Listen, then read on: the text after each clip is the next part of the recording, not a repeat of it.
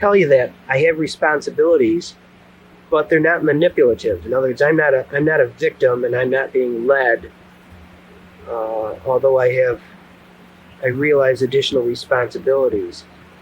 Do I have free will, and can I just stop talking, and can I commit suicide? Can I become lustful? Can I become anything that I might desire to be, or allow myself to fall into?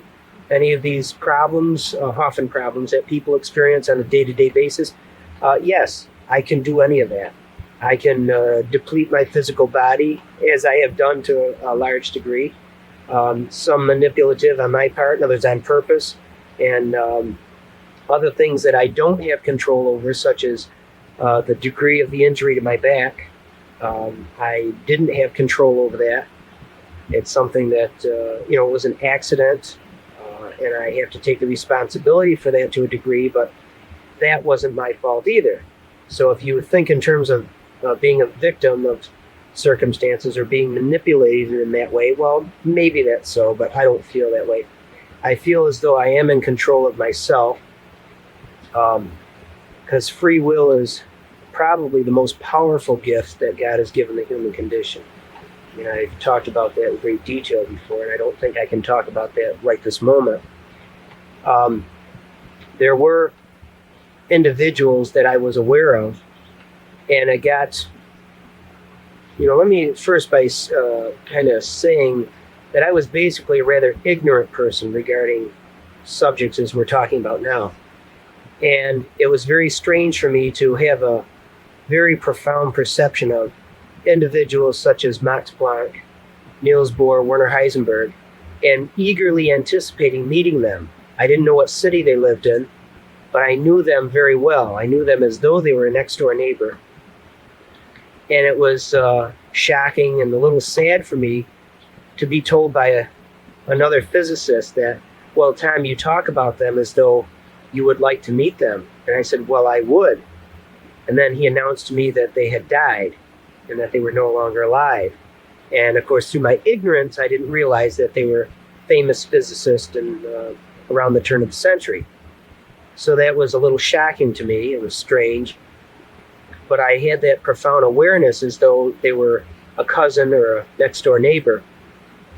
That's one aspect. In other words, I was aware of a personal relationship with individuals who had passed on. I became aware of individuals walking around and so on, going to conferences and what have you. I would see someone in a crowded room and just walk over and introduce myself, in other words, socially, politely, but profoundly knowing that I had to say something specifically to that individual. Sometimes it would be only that information, that whoever that person is over there, I must tell them about the Meissner effect or some subject. And then it's even come to pass, like I just mentioned, the Meissner effect, which is in physics. And I might mention it out loud and then have to go to a book and look it up. So it might be very important for me to say something about it, which, let's say spiritually, I might have been aware of. But then in my own personal interest, I would have to look it up to find out what it really meant. So does that mean that I was sent back with bits and pieces of information to help other people? Sure. I mean, okay. I've already accepted that. And it's happened so many times that it's not just a fluke or a coincidence, or I'm not playing a super head game or even a psychic head game, which is possible.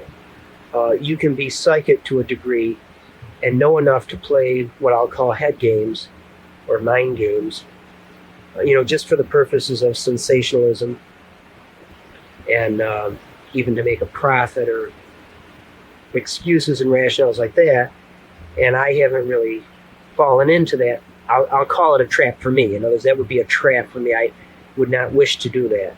And in 11 years, I haven't done that. Should I just briefly say, because we were talking about the experience, summarize that I had a complete life review. I was given additional information. I blended into that light, and in the very last stage that I can possibly remember with any accuracy, it was a return trip through the tunnel.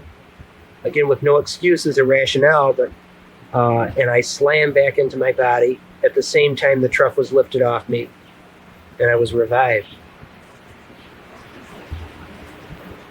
Okay, Tom, going back to your reference to God's unconditional love, how does that relate to sin? Sin? Sin. Yes, I tried that once. Yeah. Well, I don't know. I if somebody else would have asked me that question, if it'd be a question, somebody else would have asked me that, I would have probably, like one-on-one, I would have asked them, what is your definition of sin? And work off of that. I think the difference between ourselves and and I'm kind of stereotyping and generalizing everybody, that we have a perception of sin. And of course, it's self-imposed, even if it be a cultural conditioning. In other words, you're taught that's good, that's bad, and that's so bad that it's a sin, as opposed to something that's not quite as bad is not really a sin, it's just a little bit bad. Further than that, you do have natural instincts, such as if you do something to hurt someone's feelings, you will intuitively know, even ahead of time, that this will probably hurt someone's feelings. Or if you do act it out or say it or do it, you will then experience that this hurt a person's feelings. And then you have immediately two choices. You can block it, psychologically shun it, and justify it, and do all those things and justify that, no, you didn't sin or you didn't do a bad thing, that it was either justifiably bad or that it was just plain bad, but so what? Or totally block it. That may or may not be a sin at that point in time. I think the biggest problem with sin is that I'm talking me for me, and therefore generalizing about everybody, is that the things, the sins of omission and commission that we perform or that we are responsible for in a lifetime are vastly unperceived. In other words, the numbers of inadequacies, the numbers of perpetuated things, in other words, to perform or to do something that is sinful or negative or bad, is that we don't even perceive them on a conscious level. I guess what I'm trying to relate to is that most of us were brought up to feel that when you pass over, there'd be this scale that this big bad judgment person getting into judgment, right? That judgment. Sure. That this is what you did good and this is what you did bad, and based on all of that, you would either go to heaven or go to hell. And in terms of what you experience with God's unconditional love, I think that as opposed to having a transitional state that would include an aspect of purgatory or a hellish experience or a time frame, if you will, that you don't go right from this light, the express lane, right into the light or into the heaven state, that can be perceived with some degree of accuracy as a cause and effect relationship from ill-gotten gains or negative deeds, things of that nature. But generally, I was rather shocked, if you will. I mean, one of the most profound things I learned is that there was no such thing as hell. That the things that I had been taught and shown were terrible deeds, and that don't you dare say or do this, or don't you dare think this way or act this way, is that that was not, in fact, a sin, and it wasn't perceived as that. Plus, the fact that God, certainly the God that I experienced, is an all-loving God, and that even though there are very few rare circumstances where in a transitional state or after death, I'll say it that way, after death, there can be a reparation or a further learning experience. It's not from condemnation. It will be more perceived as just a a magnificent, loving gesture on the part of God to give you not really a second chance, but to give you the opportunity for a learning experience to overcome our human inadequacies, be they psychological, spiritual, or any other way, physical, all of those things. In getting into the word judgment a little more, as we kind of do with each other a lot, could you talk to the spiritual teacher who is giving you guidelines or whatever? How might you say this? With a sense of, if you don't follow their teaching, that there's some sort of a judgment that goes along with it. How do you see a spiritual teacher? Yeah, generally, I know that idea. There's most churches. There's a good example. You can always pick on churches because their dogma and their documentation and things like that are in print, and you can point to them, you can translate them, and so on. Yeah, I think that's generally unfortunate because, with the best of intentions, the original fathers, if you will, or creators of the religion or the ism, had good intentions. And then the first time they ran into, say, a teenager or a child who was just persistent and dancing when they're supposed to be sitting meditating or praying or doing a ritual, and they simply want to dance instead and be obnoxious by their standards, when in fact, in God's infinite wisdom, to have a child jump up and dance would be beautiful to me. Sure, again, with the best of intentions, they've set these rules and regulations which often limit creativity and actuality, which means real truth, to the point where it's been degraded to the point of, if you don't do this in this exact way, you will be punished. The original sentences that were like that is, if, for instance, you don't maintain a degree of realization of the spiritual level, or your own personal spirituality, or your own personal relationship with God, then you will pay the price of being without that. Mm-hmm. Meaning that you will be only physical, or only psychological, or only spiritual in a perverted way. Now that's that's a relative statement. They only have to be perceived by the individual. But it's a little confusing perhaps. So, for instance, for you to only be physical and saying, well, this feels good, so it's okay to do it. And then a physical stimulus of some sort. And then that's more of this is better. And to do this all the time would be perfect or great. And that's not the true human condition. The human condition is a combination of diseases and states of ease. Feelings of ecstasy, feelings of remorse and depression. It's a combination of all those things, oftentimes in cycles, oftentimes spontaneous. And that's the true human condition. And nobody should be forced to do without that. There's a lot of philosophy mixed in that statement right there. As I'm saying it, I'm realizing what I'm saying. And, you get off on many, many tangents. I'm trying not to do that right now. Philosophical issues. But it boils down to what is right and what is wrong. Well, the fact that we live in a structured society of any sort, be it local or the entire society of the Big Blue Marble, or all of us on the Mother Earth, we do have to have certain rules and regulations. Otherwise, we'll self-destruct. There are people who are greedy, more greedy than you and I. There are people who are manipulative. And again, don't be judgmental. It may or may not be their fault. They may, by an act of free will, desire to be this.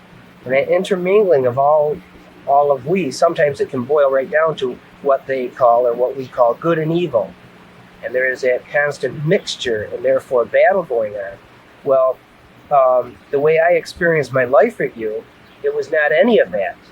There was no two-sided thing at all. It was this intermixture of me perceiving every single thing that I had done in my life. Whatever age I was at 9 years old, I had the perceptions of a 9-year-old. At 20-year-old, at 33 years old, same thing. The perceptions as I experienced it, any event, time frame, aspect, feeling, learning experiences, just exactly the way it was in what we call reality. But at the same time, I would perceive each of those things in extreme slow motion, meaning that I would be able to count the number of eye blinks, which are unimportant philosophically, but they may not be. In other words, were you so nervous that you constantly blinked out of just nervousness while you talked to your teacher or talked to your friend when you were 9 years old? Or did you blink because you had an injury to your eye? Or did you blink because of the brightness of the sun today? So, I mean, there can be cause and effect relationships with everything. Your attitude alone. Also, with any single event or any time frame equally, I had the experience of perceiving that. But bear with me if I say this, because I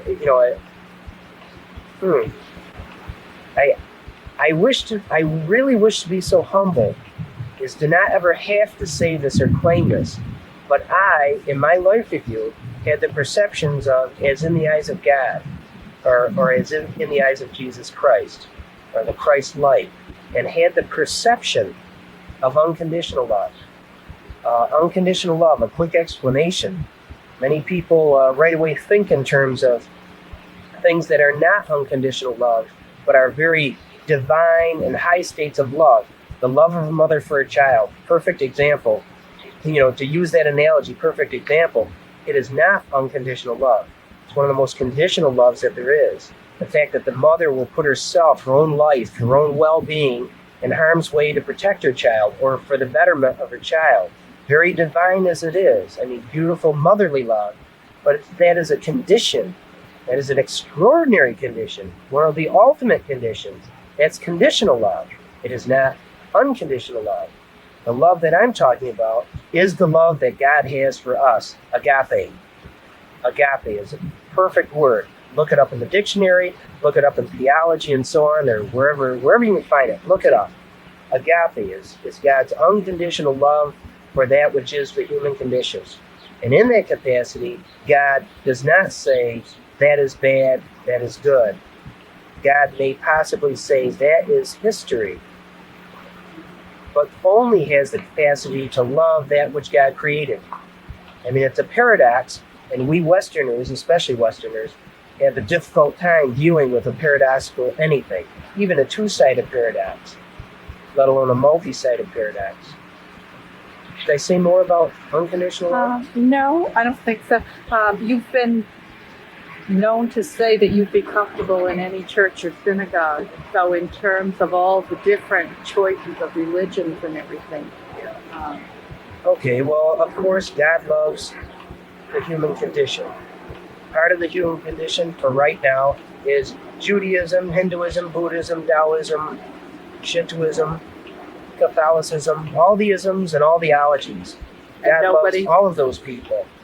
Are the Christians more accurate? Are they on a faster road, a better ladder type escalated spiritual awareness? Not necessarily. I mean, I know some very Christian people who don't know the word Christ. I've come to know them. I mentioned the word Christ to them, so that's no longer true, as a matter of fact. No, I can feel very comfortable in a ritual, a religious ritual. What takes place or what do I do that some people may not be able to do? I wouldn't even brag about it. It's just that I can see into now the spiritual aspect or the spiritual desire, the spiritual fulfillment of any, within reason, I mean realistically, any bona fide or loving religious ritual. If it be a Catholic Mass, if it be in a Taoist temple, a Buddhist temple, a festival of some sort, shul on Friday night, or any of those things, that they are, in all of their humility and humbleness, reaching for answers and praying and loving upwardly toward God. If it does not include Christ and the Christ light, I can still see the love, the desire for love, the desire for knowledge. You see, to say this more sentences, I'd be contradicting myself, which I don't mind doing anymore. That used to really bother me, to contradict myself. And I really love it when I do contradict myself, somebody call me on it or say, Well, you've just said the opposite. For instance, can a person who has never mentioned the word Jesus Christ be a Christian? The answer is yes. Yes, I mean, God doesn't have, well, you are my select group and you are not. This common phrase that we hear so much about and so many people have found solace in following and perceiving born-again Christians, meaning a select group. I, for one, can very well be a born-again Christian and yet not go to one of their churches. I mean, they would argue that that is impossible because they are the select few and everybody else is wrong and bad. No, the God that I experience is all-encompassing. It's much greater than that. The God that I experience is not that narrow-minded. Being that this is would be considered a New Age conference, I at one time had the opportunity to go to an analysis of what the New Age is. And one of the comments was that the New Age people think that God is within. And therefore, if you think God is within you, you think you're God, which means you become selfish because you aren't accountable to a God. How can you Yeah, here we go again with psychical conditions. You know, we are often very psychical in many ways. I'm not just talking about a year in time or an age from around the chronological age from man of 9, then 12 or 13, then 33-ish, by the way. And then again in what they call the golden years of, it was originally 50, 55-ish, and now it's extended up to 65 and 70-ish, chronologically speaking. And of course what it is, it's that combination of psychological, philosophical, wisdom, spiritual by way of religious teachings, religious fervor, therefore spiritual realization. All those things. Wow, I lost my train of thought. We're talking about... We're talking about thinking that you're God, yeah. Or... that combination of that which we all are. I'll talk about the problem of that analogy, or that way of thinking.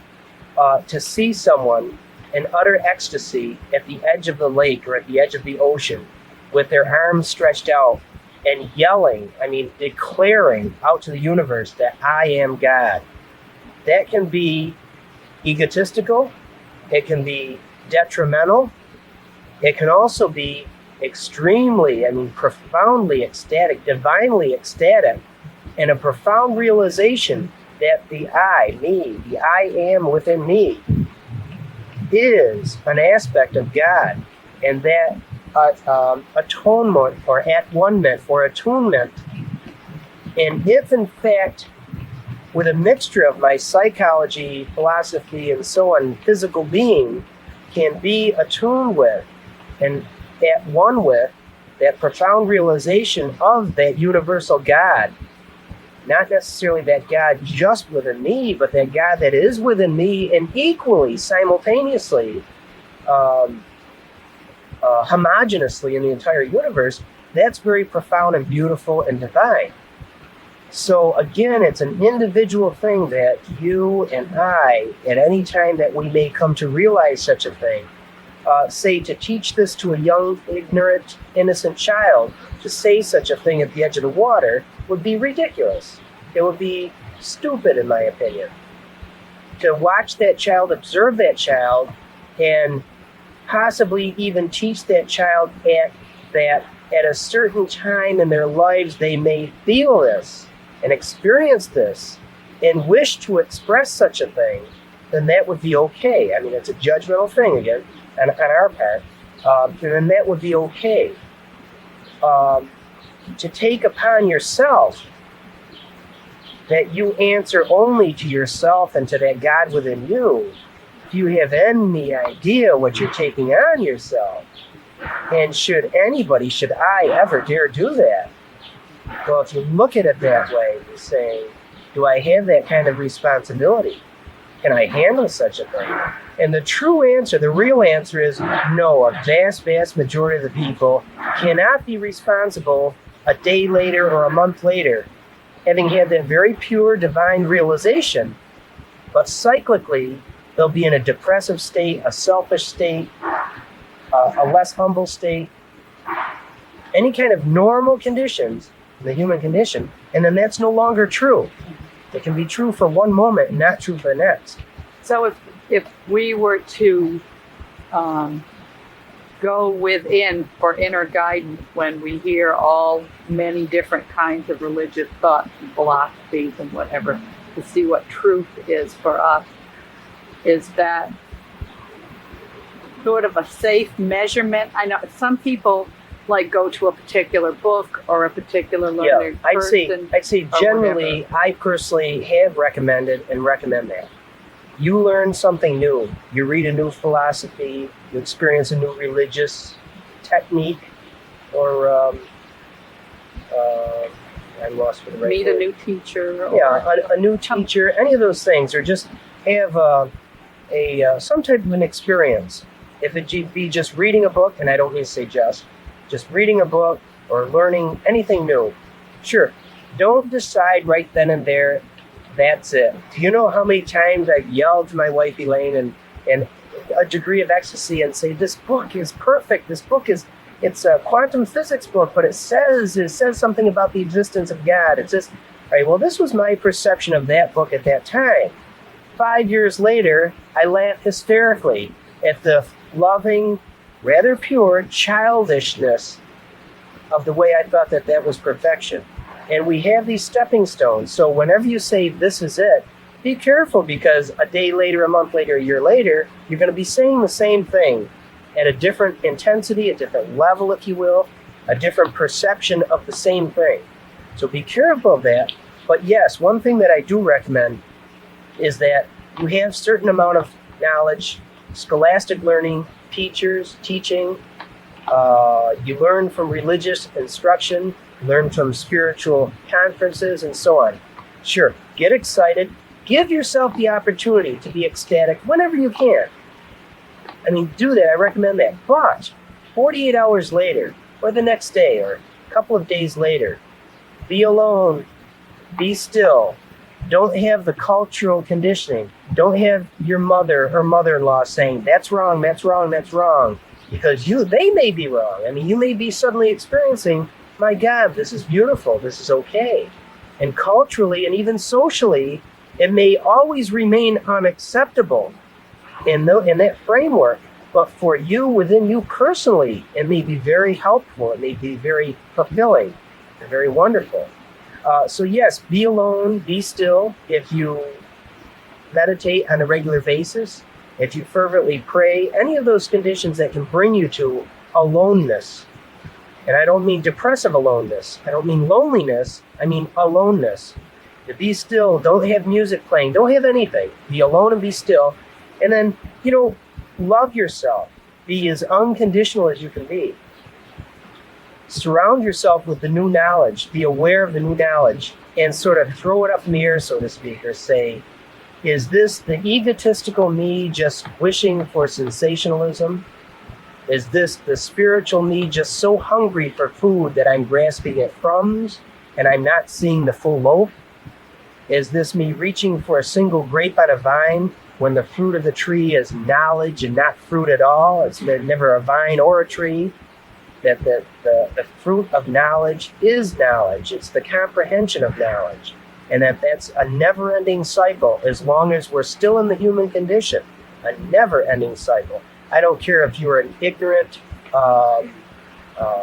retarded, lowly person, by you set your own standards, or if that you are an intellectual, or if you are a spiritual leader, or if you are, it doesn't matter who and what you are. It's a never-ending cycle.